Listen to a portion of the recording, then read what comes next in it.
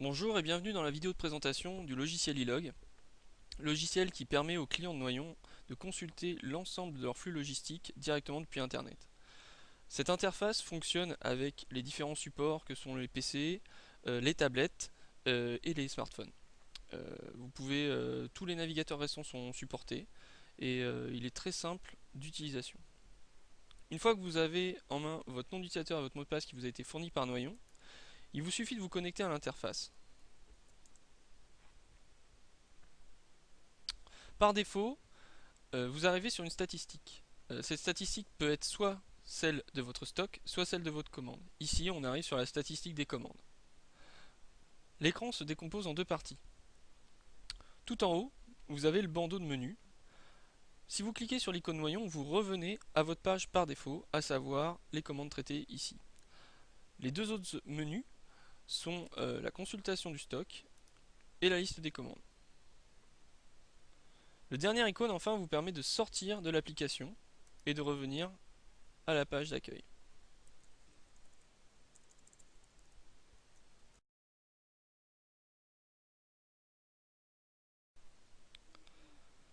Commençons par la recherche dans votre stock. Pour rechercher dans votre stock, c'est très simple. Il vous suffit de cliquer sur le premier icône et de choisir un code produit, ou une référence, ou une désignation, les trois champs étant complémentaires. Vous pouvez aussi choisir de laisser ces trois champs vides pour ramener l'ensemble de votre stock.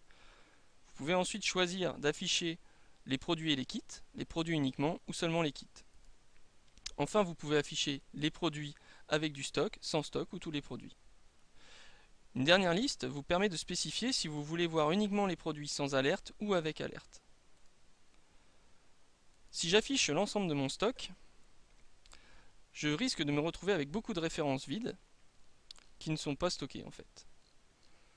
Pour éviter d'avoir cette liste, je vais juste choisir ceux avec du stock uniquement. On voit ici que plusieurs pages ont été ramenées. Pour me déplacer à travers les résultats, il suffit que je clique sur le numéro de la page. Décomposons maintenant une ligne. En en-tête de la ligne, on trouve le nombre d'unités de manutention et juste à côté, un icône représentant le type d'unité de manutention. On voit ici que ce produit est géré au colis. Si on descend, on trouve des icônes différents qui peuvent représenter des kits, des palettes ou tout simplement des unités.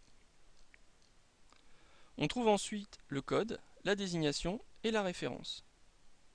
Une indication de couleur nous indique si le produit est disponible ou s'il va arriver en rupture ou à un stock égal à 0. Ce nombre est toujours indiqué en nombre d'unités, quelle que soit l'unité de manutention, tout simplement pour avoir des calculs pertinents quant à l'état du stock.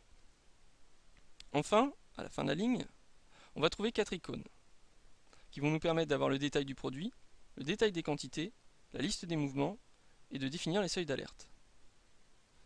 Vous avez remarqué que sur certains produits, une petite pièce de puzzle apparaît. Cette pièce de puzzle vient simplement indiquer que le produit est utilisé dans un ou plusieurs kits. Le nombre de kits dans lequel il est utilisé est indiqué au centre de la pièce. Si j'affiche les détails du produit, je vais retrouver sa dimension, son poids, son volume, une estimation de transport, ainsi que la possibilité ou non de le livrer par Colissimo. Le détail des quantités va m'indiquer les différentes réserves présentes sur le produit. Ici, on voit que les 2 colis sont disponibles pour la commercialisation. Troisième icône va m'indiquer la liste des mouvements qui ont eu lieu sur ce produit. Par défaut, nous n'affichons que les 20 derniers. Si vous souhaitez cependant tous les afficher, il vous suffit de cliquer sur la petite flèche verte pour afficher tous les mouvements.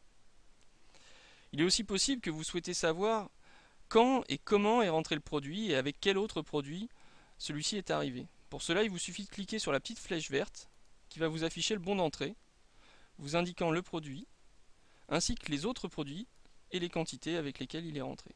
Vous avez aussi la date et la référence du client. Le dernier icône vous permet de spécifier le seuil d'alerte qui va vous permettre tout simplement de régler ici à partir de quand vous recevrez un email quand le stock en en-tête est inférieur au seuil d'alerte.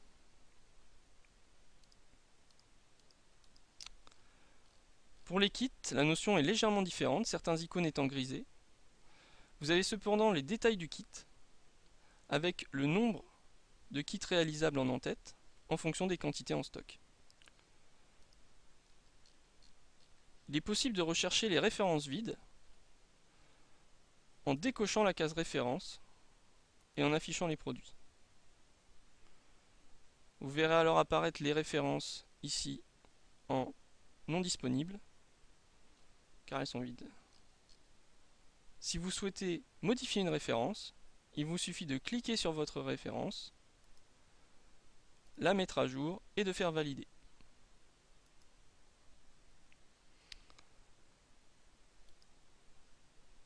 Les trois icônes, ici, vous permettent d'avoir un accès rapide au téléchargement de l'entièreté de votre stock, d'avoir une statistique sur votre stock et de connaître les produits en rupture. Passons sur le fichier CSV qui est juste un simple téléchargement et intéressons-nous à la statistique. La statistique reprend les quantités de vos principaux produits et l'affiche sous forme graphique. Vous pouvez vous déplacer dans la statistique ou tout simplement la survoler pour avoir un petit détail qui s'affiche sous forme de pop-up.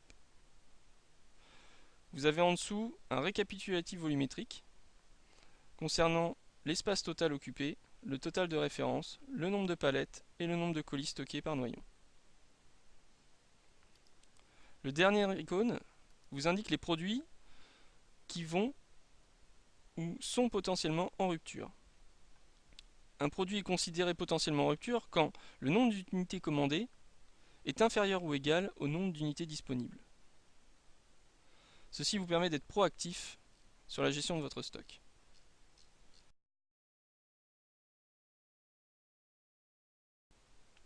Je vais maintenant vous présenter le module des commandes. Le module des commandes vous permet de rechercher toutes les commandes qui ont été transmises à Noyon.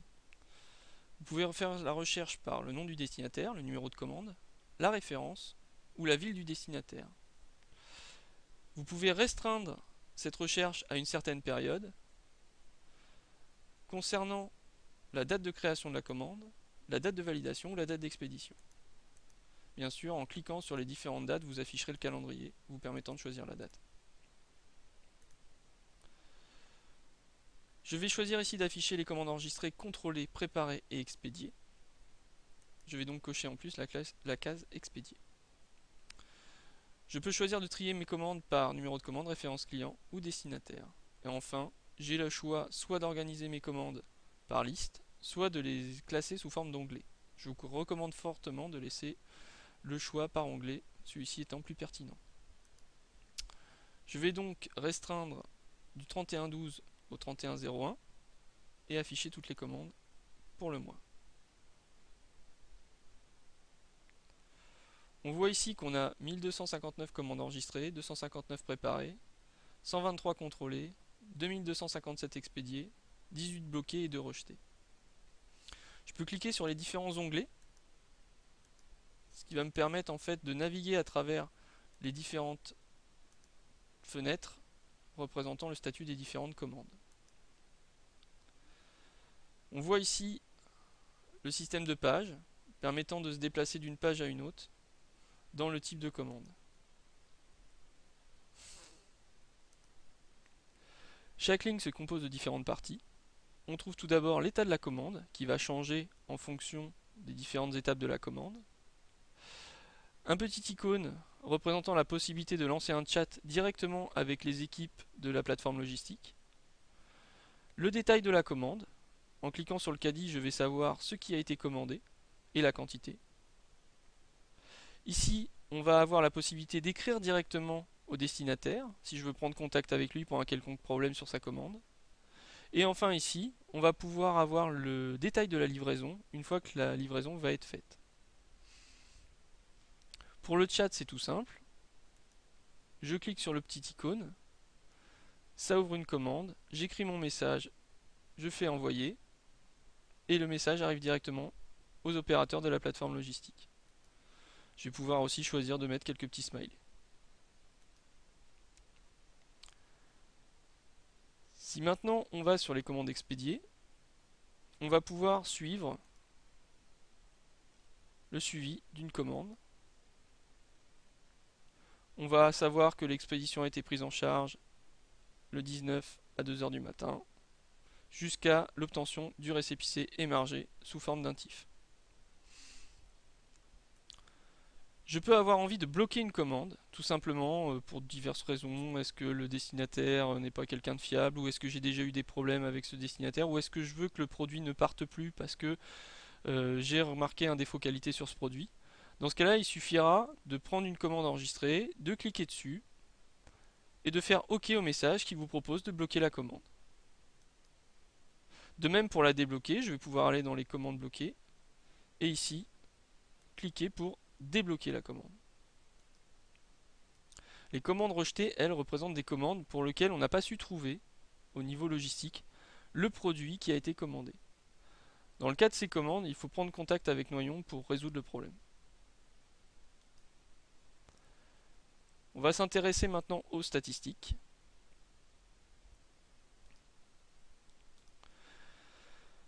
De même que sur le module de stock, vous avez une statistique sur toutes vos commandes, avec l'évolution des différentes commandes qui ont été traitées par Noyon, en fonction des mois.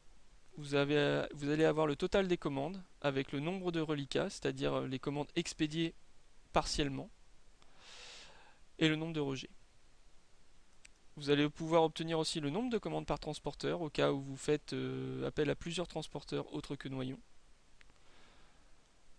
Vous pourrez obtenir différentes statistiques sur le volume, le poids, ou le nombre de récépissés par exemple.